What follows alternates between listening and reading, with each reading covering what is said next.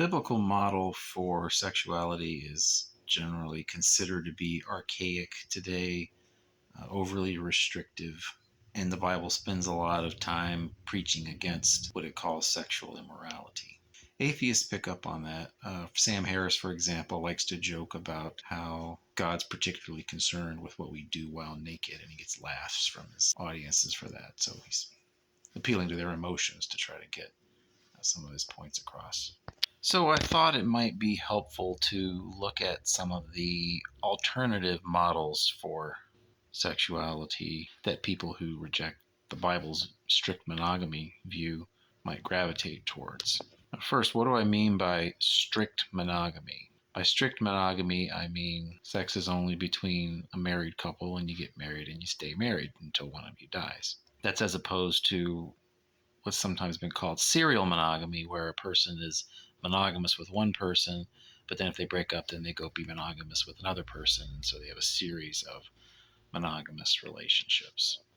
Another model is polygamy, where one person has multiple spouses. Almost always that is a man who has multiple wives, because most people figure out the chaos that results when a woman has multiple husbands, because then you get a bunch of kids who don't know who their father is, and every kid wants to know who his father is.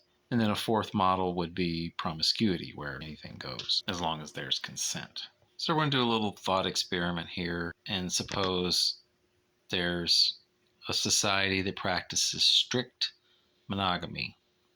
And for a simple example, let's say we have 100 men and 100 women in this society. It doesn't matter who you are, how rich you are, how successful you are, how good looking you are, etc. You get one husband or one wife. Generally, women seek out men who are in their economic status or a higher one. Men are less concerned about the social status of women. Although in actual practice, it's the farther apart a man and a woman are in economic status, the less likely they are to marry. So in this hypothetical world, the highest status man will have the highest likelihood of being able to choose which woman he wants to marry from the other 100. But even if he had total freedom to choose whoever he wanted, he'd still only get one.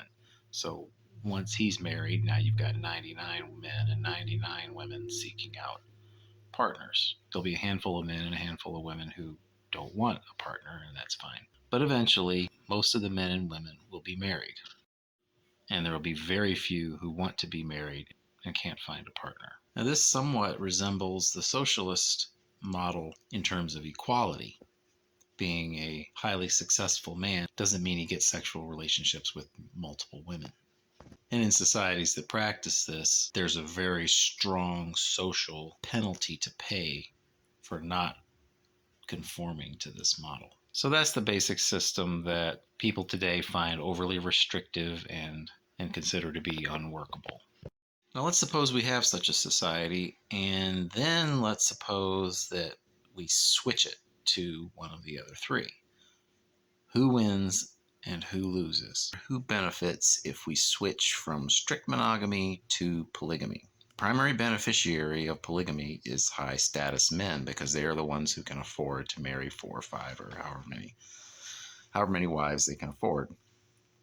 So let's say with our example of 100 men and 100 women, our highest status man is able to marry 4.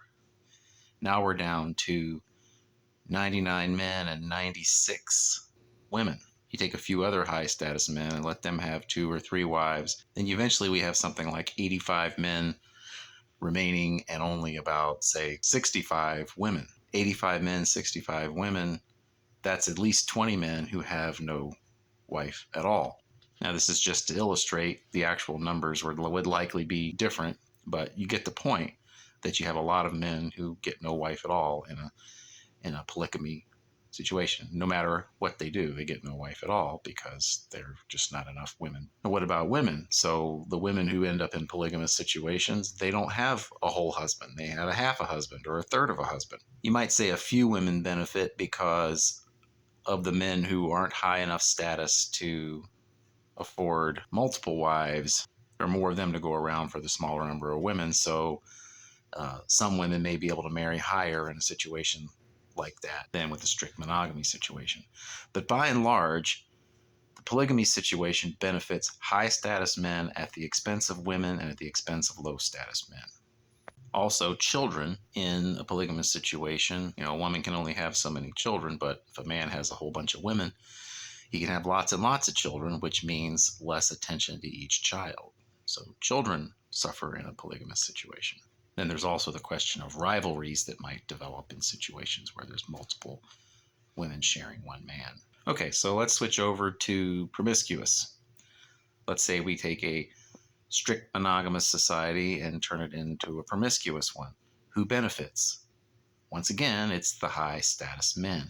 Women are much pickier than men as far as who they will have sex with. Far more men want to be promiscuous than women. So the high status man is going to have a lot of success in promiscuous world. We also get the added problem of a lot of children who don't know who their father is. And promiscuous world also impacts low status men greatly because women being choosier and with the higher status men not necessarily being out of commission because of a strict monogamous marriage, the lower status men are much more likely to be ignored.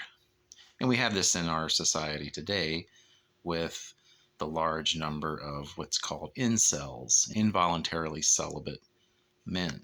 Now, you can say in a lot of these cases, it's their own fault if, let's say, they don't try to get themselves to the situation where they can support a wife and children. But if you leave that aside and and take a very low status man who tries as hard as he can, he's much more likely to be left alone in promiscuous world.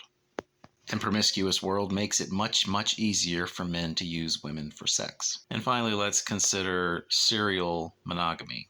That's where a person has temporary relationships with people and they are monogamous with the person that they're with at a given time, but then they break up with that person and they go find another person. Who benefits from this?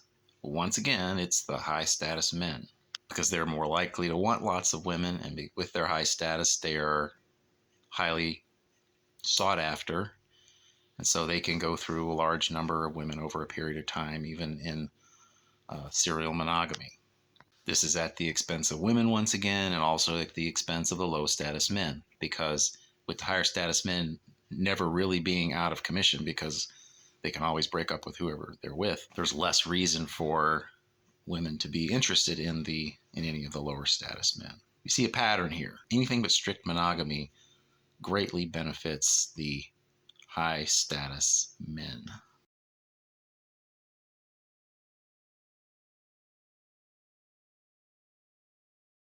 At the expense of women and low status men and children.